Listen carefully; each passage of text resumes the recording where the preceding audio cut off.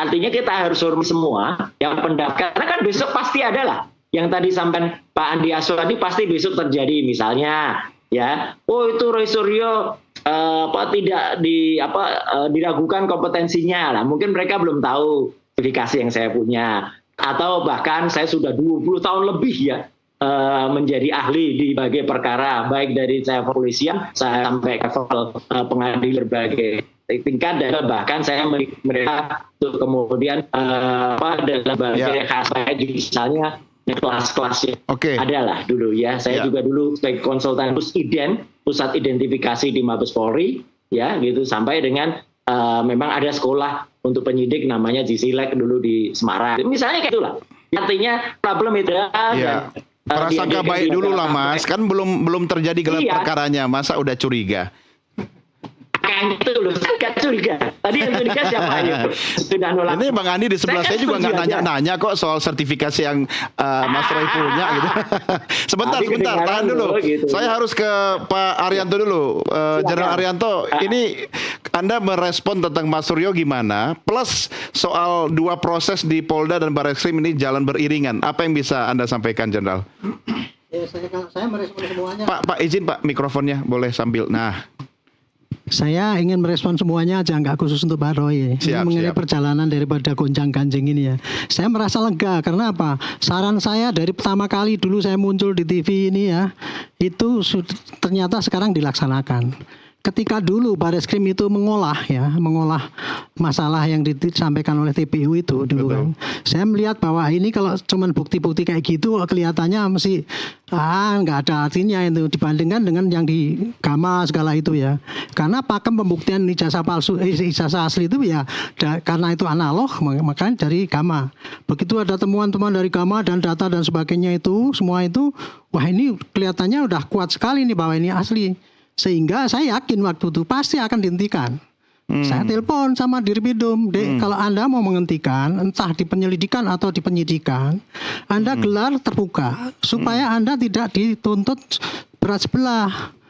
Baru seminggu diumumkan jebret bahwa ini menurut ini kan gitu. Bulan Mei Barreskrim sudah press conference juga kan, sudah menyampaikan. Enggak, waktu saya ngomong itu pikiran saya kan mungkin 2 minggu itu gitu ya. Nggak taunya sudah diumumkan bahwa ini non identik dan sebagainya. Waduh, udah pasti nih habis nih. Ya benar juga kan, sekarang kan dibilang-bilang kita nggak adil dan sebagainya itu ya. Selama 1 bulan saya ngomong itu menerima saran, tapi kan tidak dikerjakan gitu ya. Untungnya Pak Kapolri kan kemarin menegaskan 2 minggu yang lalu. Ya, ini akan kita kawal terbuka, eksternal mau kita libatkan kan gitu kan. Akibatnya apa? Permintaan undangan khusus gelar khusus itu tadi yang disampaikan oleh TPU itu tadi, yang perkiraan saya Barreskrim nggak akan mau gitu karena sudah menghentikan penyelidikan kan. Ternyata buka itu kan mau gitu kan. Berarti itu mengikuti perintah Kapolri kan itu. Ini gelar besok ini merupakan suatu bentuk pelayanan daripada Polri yang terbuka, bahwa semua sama di mata hukum, transparan dan terbuka, equal gitu ya. Meski gitu. tidak biasa itu dilakukan. Enggak, ini memang mungkin dilakukan. Karena di dalam perkap itu ada perkap dulu saya yang bikin perkap itu saya, tapi kemudian diperbaiki. Di belakang ini ada perkap gelar khusus katanya. Itu kalau ada yang komplain, nah itu dibikin gelar khusus gitu. Tapi kalau gelar terbuka itu gagasan saya dari dulu, saya memang gitu. Cuma gejalanya kok setelah besok ini bolanya akan menggelinding semakin kesana kemari begitu. Anda melihat? Karena orang bingung ini gelar besok ini mau apa? Wah kayaknya mau pertandingan ulang kan seakan kan gitu. Padahal yang namanya gelar besok ini ya simple kalau menurut saya. Hanya menghadirkan orang-orang yang tadinya nggak terima itu kan dari TPU itu kan. Mau datang diundang, kita undang. Mau mendatangkan saksi ahli Pak Roy dan sebagainya itu dan diperbolehkan juga kan gitu kan. Jadi intinya gelar khusus besok ini adalah melengkapi kembali alat-alat bukti yang dulu belum sempat dimasukkan kepada polisi sehingga polisi mengambil kesimpulan penyelidikannya ini nggak cukup unsur kan gitu kan. Nah besok ini kesempatan untuk menambah alat bukti masing-masing.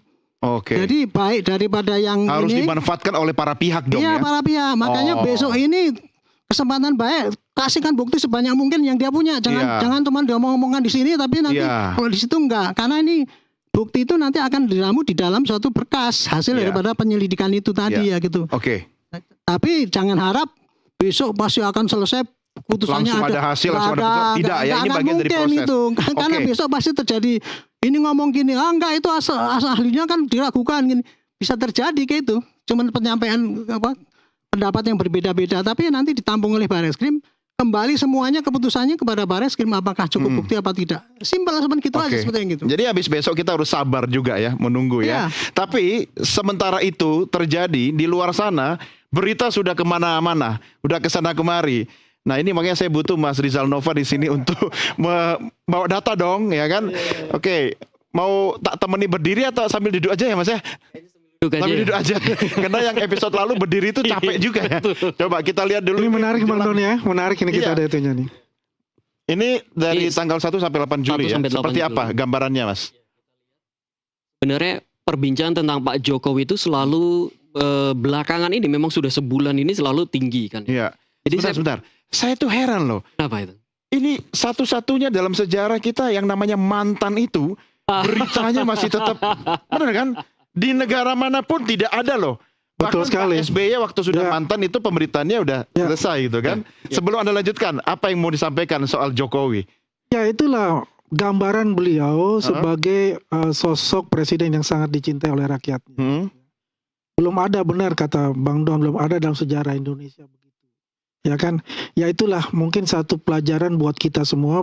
The next generation itu kita harus dekat dengan rakyat. Kalau kita dekat dengan rakyat, berarti suara rakyat itu bisa kita dengar langsung tanpa ada sekat-sekat untuk itu. Tapi yang jelas apa yang terjadi kan kita lihat. Ya sampai sekarang pun banyak yang masih berkunjung ke rumah beliau. Ya ini kata Jokowi mania, kata data seperti apa? Ayo. Oke, saya penasaran seberapa besar sih perbincangan Pak Jokowi jika dibandingkan dengan perbincangan tentang Pak Prabowo. Ternyata bedanya saya sekitar 20.000.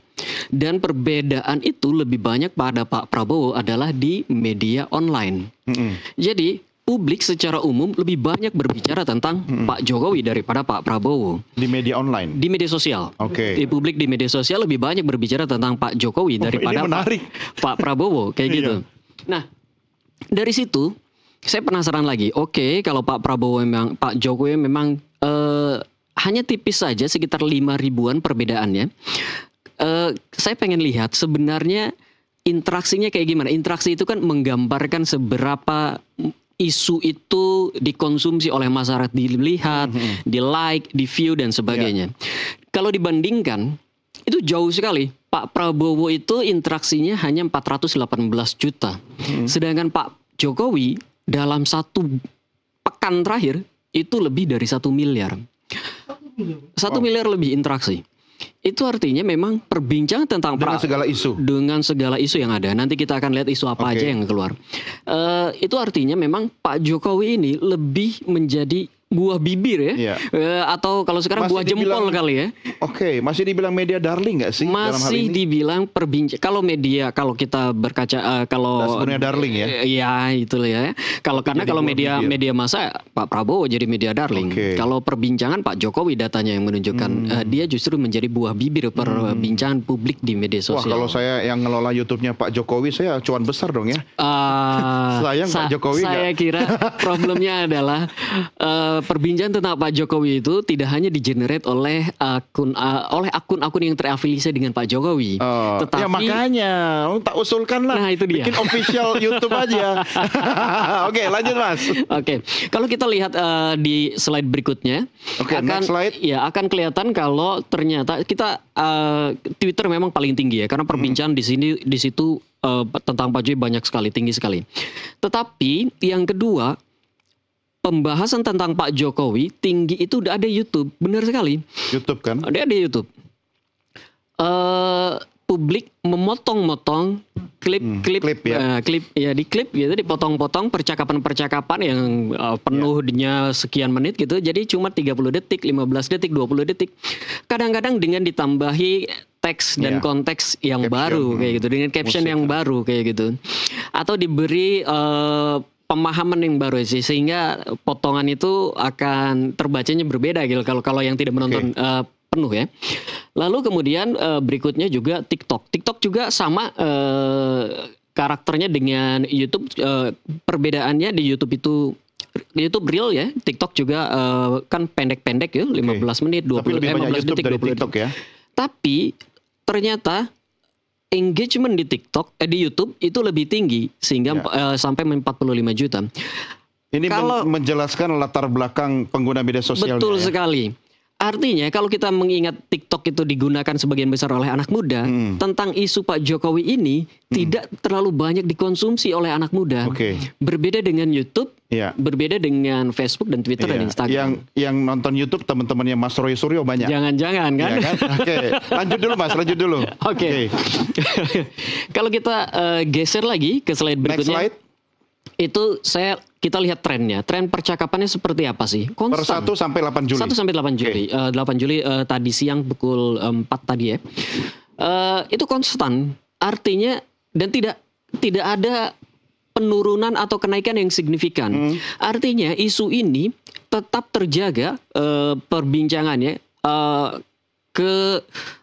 keingintahuan publik stabil. Itu selalu dijawab oleh media sosial dengan narasi-narasi yang mungkin berulang tetapi juga masih dianggap relevan kayak gitu. Jadi tetap stabil. Di media sosial kalau orang sudah kalau penasarannya udah terjawab biasanya akan turun. Ya, kalau ini enggak stabil bahkan di semua kanal. Yang agak naik turun memang cuma ada di YouTube ya. Naik turun ini biasanya agak didorong dengan aktivitas teman-teman ya Pak Roy Suryo dan lain-lain. Tetapi tetap trennya itu cenderung lebih stabil. Next slide. Kalau kita lihat, kalau kita lihat isu apa aja sih? Isu yang tertinggi itu tentu masih ijazah. Ijazah Jokowi masih tinggi.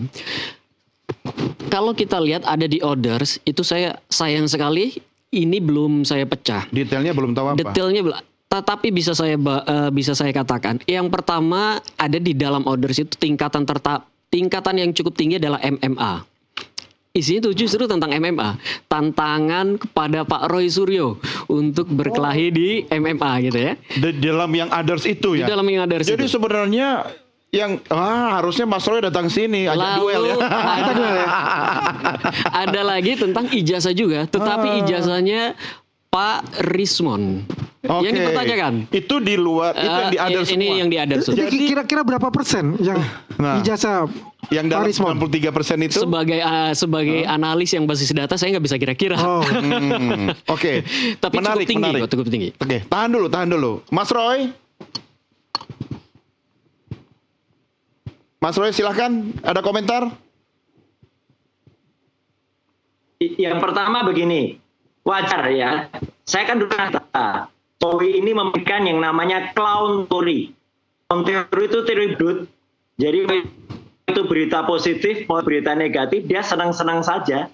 Jadi dia rela untuk menjadi badut, dijelek-jelekin, dan itu sudah dikatakan juga di beberapa kanal-kanal YouTube ya, baik yang pro dia maupun yang kontra dia. Bahwa dia menikmati soal ijazah ini. Jadi ya dia rela aja kayak badut tadi gitu ya. Jadi artinya penting dibicarain. Mas Roy juga seneng dong namanya disebut terus di media sosial kan? Loh sih kalau saya apa-apa dari dulu udah disebut jadi ya. Nah, yang kedua adalah tadi sampaikan soal tantangan MA itu ya. Saya juga tantangan dari pasukan bau tanah. Saya menyukai pasukan bawah tanah. Itu bau tanah, itu orang-orang udah bau tanah ya. Saya ketawain aja. Ngapain tantangan kekanak-kanakan kampungan? Sekali lagi, tantangan yang kekanak-kanakan dan kampungan itu harus direspon. Nggak usah keren orang itu ya. Wong kita ilmiah dengan sains kok ditantang pakai otot. Ini kan bahkan otot dan otak ya. Nah kita bisa menggunakan otak, mereka hanya menggunakan otot. Ketawain aja Mas Doni. Itu jawaban saya Mas. Jadi kalau ditantang sama Bang Andi itu termasuk yang mana? Yang kampungan atau yang kekanak-kanakan? Oh kalau Bang Andi bagus. Kalau Bang Andi oke. Ya. Artinya kita tantangan debat-debat itu masih ada ilmiah. No problem kalau Bang Andi